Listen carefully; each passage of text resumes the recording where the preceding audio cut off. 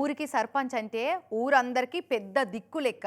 ఎవ్వరికి ఏ ఆపతొచ్చినా, ఎవ్వరికి ఏ ఎక్కర పడ్డా, ఏ పంచాదైనా సర్పంచ్ కాడికి పోయి అడుగుదాం అని అంటారు మొదగాల. ఇక ఒక్క మాటలు చెప్పాలంటే ఊరోళ్ళందరికీ నెత్తిల నాలుక లెక్కుంటారు సర్పంచ్ అంటే.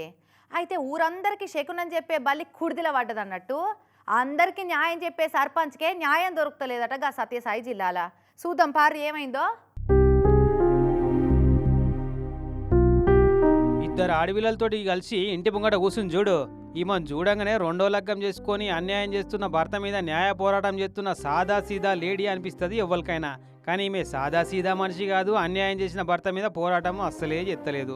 సత్యసాయి జిల్లా లేపాక్షి మండలంలో ఉన్న ఈ సిరివరంకు సర్పంచ్ అట. పేరు నేత్రావతి. 6 నెలల కిందట ఇంటి ఆయన పానం బాగాలేక కాలం చేసిండట.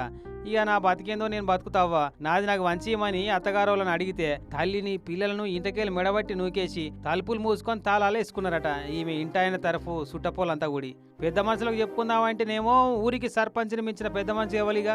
అది వరకు వీళ్ళు ఇంటాయన ఉండగా రండి మేడం రండి అని కూసబెట్టి మర్యాద ఇచ్చిన పోలీసు వాళ్ళు కేసు పెడదామని పోలీస్ స్టేషన్కి పోతే పట్టి లేనట్టే చేసిరట.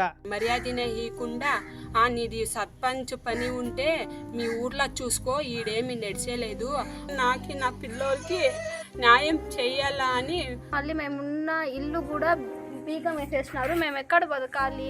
ఇక సర్పంచ్ అన్న సంగతి పక్కకు పెట్టు, కనీసం సాటి ఆడామె అని కూడా చూస్తలేరు. ఇద్దరు ఆడిపిల్లలు ఉన్నారని కూడా పట్టించుకుంటలేరట.